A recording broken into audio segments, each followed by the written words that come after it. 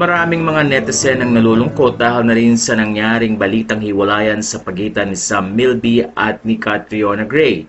Matatanda ang 2020 nang unang lumabas sa social media ang kanilang relationship at pagdating ng 2023 ay ginulat nila ang maraming mga fans tungkol sa kanilang engagement.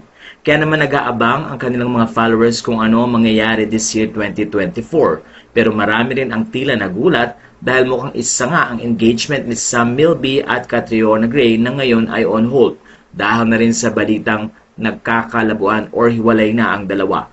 Pero dahil sa mga espekulasyong ito, maraming mga balitang lumalabas at patuloy ngang naghahanap ng dahilan ng mga netizen kung bakit kailangan maghiwalay ng dalawa.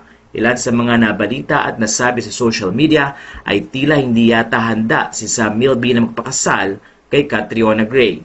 Pero sa puntong ito ay nanahimik naman si Catriona at Sam Milby tungkol sa mga issue na ito at marami nga ang natuwa nang makita nila ang post ni Isabel Oli na magkasama si Sam at pati na rin si Catriona.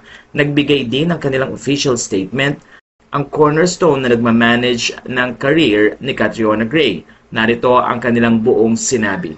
We at Cornerstone as the talent management agency representing artists Sam Milby and Catriona Gray would like to address the recent rumors surrounding their relationship. While it is true that Sam and Catriona are currently facing some challenges in their relationship, they are actively working on resolving these issues together. We kindly request that everyone respect their privacy during this time as they navigate through this situation. We appreciate the concern and well wishes from all those who have shown support for the couple.